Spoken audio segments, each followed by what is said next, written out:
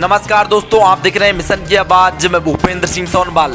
दोस्तों, बाबा साहब डॉक्टर भीमराव अंबेडकर के परपोते राजरत्न अंबेडकर पंजाब के दौरे पर हैं। वे एक कार्यक्रम में पहुंचे जहां पर उन्होंने देश में हो रही गतिविधि व बहुजन समाज पर हो रहे अत्याचार को लेकर अपनी बातें रखी। सुने आप राजरत्न अंबेडकर जी को। जो देश की हालात है, आज इन हालातों के ऊपर बोलने के लिए भी इस देश में मनाही कर दी गई है। जो कोई इस देश में हो रहे अन्याय अत्याचार के ऊपर अगर बोला तो उसके ऊपर ईडी, सीबीआई, पता नहीं और क्या क्या यंत्रणा उन्होंने लाई है, जो इस देश में आवाज को दबाने का काम कर रही है। अभी 2 दिन पहले, 4 दिन पहले नरेंद्र मोदी, इस देश का प्रधानमंत्री, कहता है कि गन से भी ज्यादा खतरनाक पेन हो गया है। पेन सबसे ज्यादा खतरनाक हो गया है। अगर हम हमारे सारे गुरुओं की टीचिंग समझे तो उन्होंने बहुत बड़ा जोर टीचिंग्स के ऊपर दिया हुआ है, एजुकेशन के ऊपर दिया हुआ है कि हमें लोगों को एजुकेट करना है। यही हमारी सीख है। मुझे जब इस कार्यक्रम के लिए बुलाया गया तो मुझे देशभगत यादगार कमेटी के प्रेसिडेंट जी ने पूछा कि आपको हमारा इतिहास पता हो नहीं हो, इसलिए मैं आपको कुछ बुक्स भेजता हूं। तो उन्होंने मुझे बुक्स भेजे, मैंने उसको पढ़ा। ये जब बुक्स जो लिखी हुई है ये गदर मूवमेंट की, ये आज से लगभग 110, 120 साल पुरानी है। लेकिन जब मैं ये पढ़ रहा था, मुझे कभी नहीं लग रहा था कि मैं 110 साल या 120 साल पुरानी व्यवस्था को पढ़ रहा हूं, या 120 साल पुराने जो हमारे ऊपर अन्याय हो रहे थे, अत्याचार हो रहे, उसको पढ़ रहा हूं। ऐसा लग रहा था कि जो वहां पर हो रहा था वही आज के दौर में हो रहा है। उस समय भी हमारे देश को बेचा जा रहा था, इस देश के रिसोर्सेस को बेचा जा रहा था, इस देश की सारी संपत्तियों को बाहर के पूंजीपतियों को बेचा जा रहा था। आज वही अवस्था, वही परिस्थिति आज देश में दिखाई दे रही है। बाबा साहब अम्बेडकर जी ने जो भारत का संविधान दिया, उस संविधान के पहले पन्ने पर भारत का संविधान किस चीज के लिए दिया हुआ है, क्या काम करेगा, वो बाबा साहब अम्बेडकर जी ने प्रियम्बल में लिखा कि हमें इस देश में जस्टिस चाहिए, न्याय चाहिए। और न्याय भी कौन सा? सामाजिक, आर्थिक, हमें सोशल, इकोनॉमिकल और पॉलिटिकल जस्टिस चाहिए। आज भी इन तीनों में से एक भी जस्टिस, एक भी न्याय हमें मिल नहीं पाया है।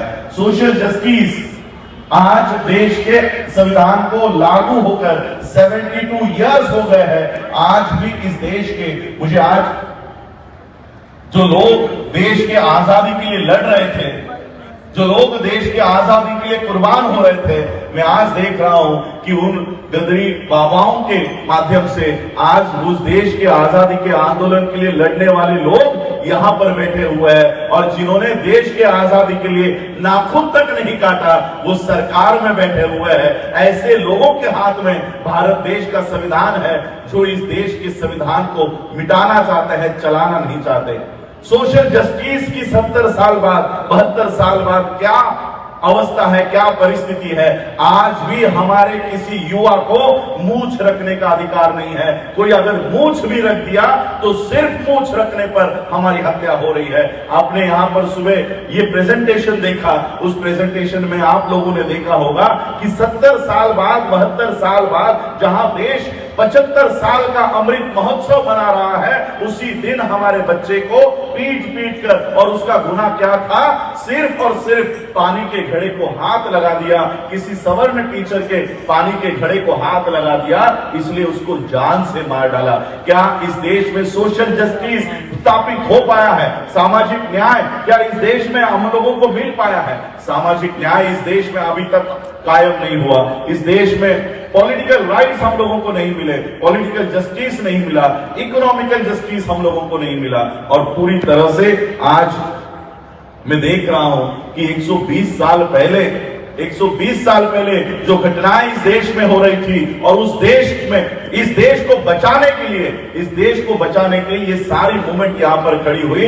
आज भी वही परिस्थिति इस देश के ऊपर है। और मुझे भरोसा है बाबा साहब अम्बेडकर या आज जितने भी वर्ल्ड के रिनाउंड ऑथर्स है, वो एक बात कहते हैं कि हिस्ट्री रिपीट्स इटसेल्फ, इतिहास अपने आप को दोहराने का काम करता है। अगर उस समय हमारे ऊपर अन्याय अत्याचार बढ़ गए थे और उसके बाद उसको रोकने के लिए गदर मूवमेंट शुरू हो गई थी, आज भी मुझे ऐसा लगता है वही दौर इस देश में चल रहा है। आने वाले समय में इस देश में फिर से एक बार गदर मूवमेंट जिंदा होगी और फिर से जो लोग इस देश को बेच रहे हैं उसके खिलाफ इस देश के लोगों को इकट्ठा होना पड़ेगा। ये हिस्ट्री अपने आप को फिर से दोहराएगी, ये पूरी उम्मीद मुझे है। आज देखिए किस तरह से देश को बेचा जा रहा है।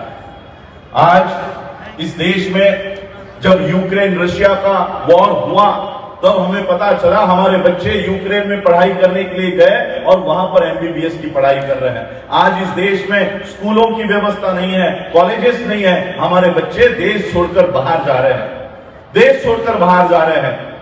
इस देश में 70,000 करोड़ 72,000 करोड़ अडानी का माफ किया जाता है, लेकिन हमारे बच्चों को स्कूल कॉलेज की व्यवस्था खड़ी करके नहीं दी जाती।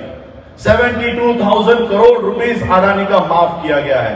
देखिए पिछले लॉकडाउन में इस देश का जीडीपी -23.9% पर उतर गया था, माइनस में गया था जीडीपी माइनस में गया। इसका मतलब देश पूरी तरह से खाई में जा रहा है, देश की पूरी तरह की अर्थव्यवस्था डूब गई है, ये पूरी तरह से खत्म हो गई है। अगर इस देश की अर्थव्यवस्था खत्म हो रही है तो देश के लोगों की भी अर्थव्यवस्था खत्म होनी चाहिए। हमारे भी पगार खत्म हो गए, हमारी नौकरियां खत्म हो गई, हमारा एजुकेशन खत्म हुआ, लेकिन जब ये देश -23.9% जीडीपी पे जा रहा था, उसी दौर में 7वें क्रमांक से देश का नहीं पूरे विश्व का सबसे अमीर यादी के सूची में अडानी 7वें क्रमांक से दूसरे क्रमांक पर आ रहा था। यानी देश नीचे जा रहा था, उसी समय अडानी 7वें क्रमांक से उठकर दूसरे क्रमांक पर आ रहा था। इसका मतलब देश की सारी संपत्ति इन 4 परिवारों के पास, 7 परिवारों के पास, उनके पास जा रही है। सारे देश की संपत्ति इन लोगों के पास है। इस देश में केवल सबसे अमीर आदमी के सूची में अडानी का नाम नहीं है, इस देश में ही नहीं पूरे विश्व में सबसे ज्यादा कर्ज लेने वाले के सूची में भी सबसे बड़ा ऊपर नाम अडानी का है। इतना पैसा अडानी इस देश का यानी हमारे पैसों से वो अपनी व्यवस्था इस देश में कायम कर रहा है और हमारे बच्चों को 2 वक्त का निवाला नहीं मिल पा रहा। इकोनॉमिक टाइम्स का रिपोर्ट है, वो कहते हैं कि 98% देश के साधन, 98% देश के रिसोर्सेस 2% लोगों के हाथों में है और 2% देश के रिसोर्सेस, 2% देश की संपत्ति 98% लोगों को बांट रखी है। 2% संपत्ति 98% लोगों के हाथों में है और उसी का उल्टा 2% लोगों के हाथों में 98% देश पूरा जा चुका है। आज ये देश हम लोगों को बचाने के लिए आगे आना है, धर्म को बचाने के लिए नहीं, जाति को बचाने के लिए नहीं, इस देश को बचाने के लिए। मैं बाबा साहब अंबेडकर जी के परिवार से आता हूं। बाबा साहब अंबेडकर कहते हैं कि हम पहले हिंदू है, हम पहले मुसलमान है, हम पहले सिख है, हम पहले ईसाई है। ये भावना अपने आप में मत जगाओ, हम पहले भारतीय है और अंतिमता भी भारतीय है, ये भावना अपने आप में जगाओ। आज इस देश को हमारी जरूरत है। ये देश अगर आज हम नहीं बचा पाए, उसी 2500 सालों की गुलामी में फिर से हमारा देश चला जाएगा। 1000 सालों की गुलामी में ये देश जाने वाला है और इसलिए आज मैं बहुत आभार व्यक्त करता हूं कि इस मेले के माध्यम से मुझे आप लोगों से रूबरू होने का मौका मिला। आज देखिए सामाजिक न्याय के स्तर पे इस देश की हालत कितनी खराब हो चुकी है। डॉक्टर नवशरण जी ने सारी बातें तो वो बता दी है। आज मनीषा वाल्मीकि हमारे एक शेड्यूल कास्ट की बच्ची का रेप होता है, उस रेप को भी रेप मानने को इस देश की व्यवस्था तैयार नहीं होती, रेप मानने को तैयार नहीं होती। उस बच्ची ने अगर मरते समय ये नहीं कहा होता कि मेरे ऊपर 4 लोगों ने बलात्कार किया है, तो ये आज भी साबित नहीं हो पाता कि मनीषा के ऊपर रेप हुआ था। डॉक्टरों ने ऑन रिकॉर्ड है, डॉक्टरों ने पोस्टमार्टम लिखकर कहा कि बच्ची पर रेप नहीं हुआ है। पुलिस वालों ने एफआईआर दाखिल किया कि बच्ची पर रेप नहीं हुआ है। वो उसका डेथ सेंटेंस उसमें था, इसलिए वो लड़के जेल में गए। इसी तरह से हमारे ऊपर एफआईआर हो रही है, हमारे एफआईआर तक लिखी नहीं जा रही। आज आपने यहां पर फोटोज दिखाए, सारे इंटेलेक्चुअल लोगों को जो पेन चलाते हैं उन्हें जेल में रखा हुआ है, और बिल्किस बानो के रेपिस्ट को ये जेल से छोड़ते हैं। क्यों?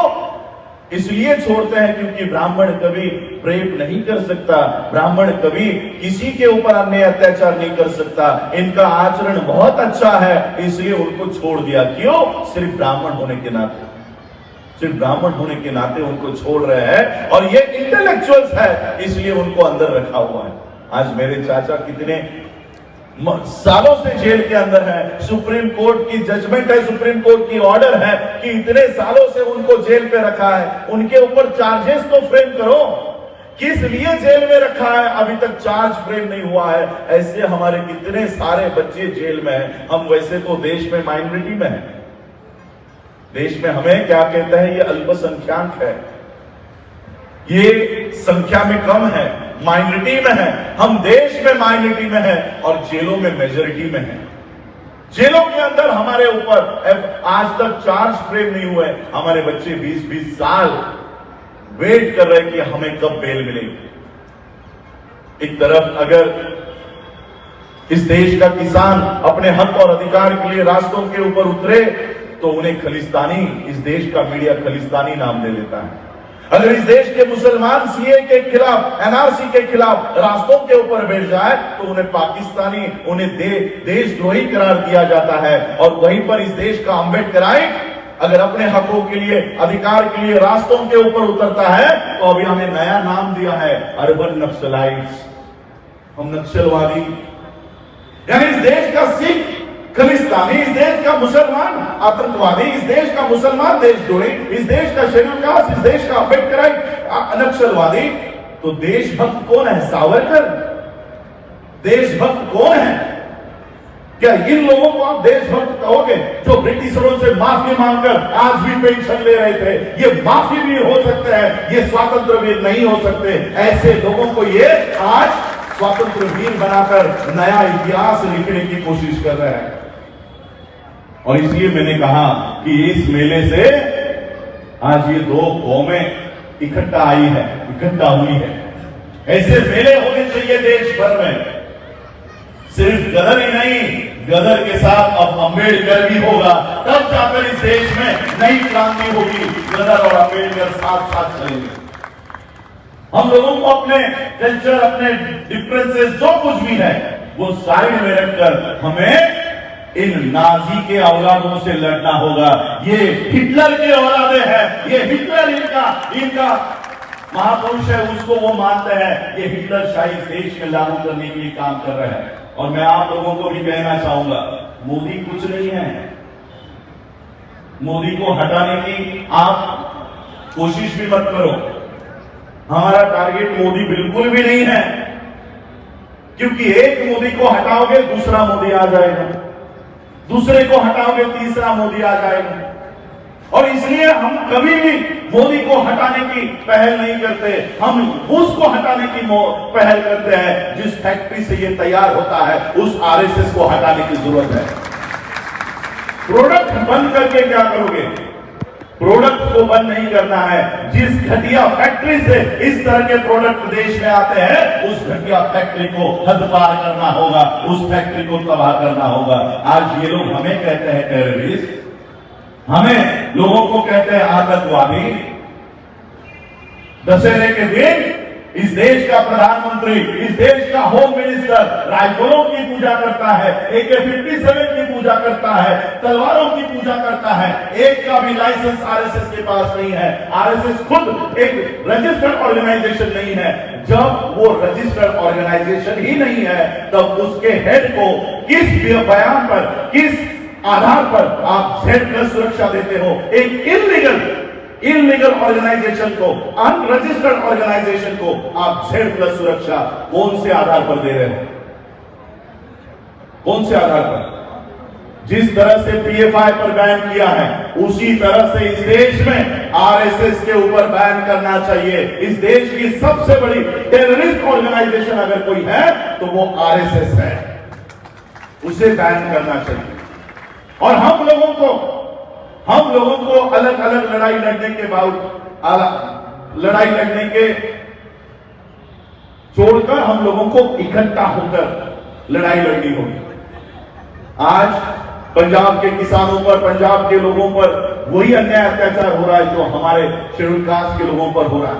उत्तर प्रदेश के मनीषा वाल्मीकि के ऊपर, राजस्थान के इंदर मेघवाल के ऊपर, महाराष्ट्र के लोगों के ऊपर, हमारे अगर समस्या एक है, हमें पीटने वाला एक है, और अगर हमारे ऊपर अन्याय अत्याचार करने वाला एक है, हमें मारने वाला हाथ अगर एक है, तो बचने वालों के हाथ अलग अलग क्यों है?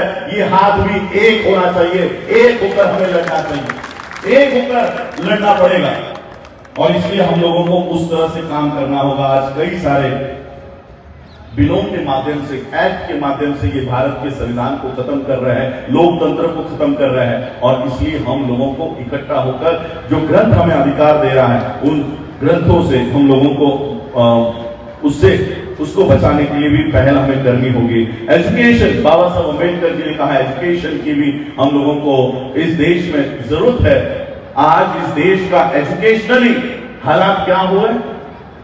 वर्ल्ड के टॉप 200 यूनिवर्सिटीज में भारत की एक भी यूनिवर्सिटी नहीं है। भारत की एक भी यूनिवर्सिटी टॉप 200 यूनिवर्सिटी में नहीं है। और सारे यूनिवर्सिटीज में आज हिंदी पढ़ाया जाएगा, इस तरह का कानून बनाया गया है, हिंदी पढ़ाया जाएगा। सबसे ज्यादा पंजाब के लोग माइग्रेट करते हैं, कनाडा जा रहे हैं, यूके जा रहे हैं, यूएस जा रहे हैं। वहां जाने के लिए सबसे पहले इंग्लिश आना जरूरी है। और जिन्होंने एक कानून बना दिया कि बचपन से ही अब हिंदी पढ़ाएंगे, इंग्लिश बच्चों को आएगी नहीं, इसके बाद आपका कोई भी व्यक्ति माइग्रेट नहीं कर पाएगा, नहीं कर पाएगा।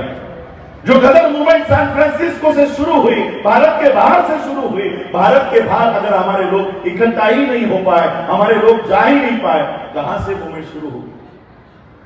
पूरा घेराव इन्होंने कर दिया है, घेराबंदी इन्होंने कर रखा है। और इसलिए हम लोगों को एजुकेशन के लिए भी लड़ना होगा। जस्टिस, बाबा साहब कहते हैं जस्टिस, न्याय। आज न्याय की क्या हालत हो गई है? अभी मुझे लगता है सुप्रीम कोर्ट ऑफ इंडिया को अपना नाम बदल देना चाहिए।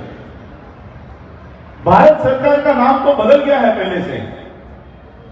पिछले 7-8 सालों में भारत सरकार, ये नाम मुझे कहीं सुनाई नहीं देता। आपने सुना है कभी ये नाम, भारत सरकार? पिछले 7-8 सालों से मोदी सरकार सुनाई दे रहा है, मोदी सरकार, मोदी सरकार। यानी भारत को हटाकर वहां पर मोदी आ गया है। पहले भारत सरकार होता था, इंडियन गवर्नमेंट होती थी, अब मोदी गवर्नमेंट हो गई। तो सुप्रीम कोर्ट ऑफ इंडिया का भी नाम चेंज कर दो, इंडियन आर्मी का भी नाम चेंज कर दो। जहां जहां पर इंडिया आ रहा है वहां पर मोदी कर दो। वही हो रहा है सारे इंस्टीट्यूशंस के ऊपर। जिस कोर्ट में, जिस बॉम्बे में मैं रहता हूं, जिस मुंबई में रहता हूं, उसी मुंबई हाई कोर्ट में जस्टिस लोया के बेंच के सामने इस देश के होम मिनिस्टर अमित शाह का केस चल रहा था।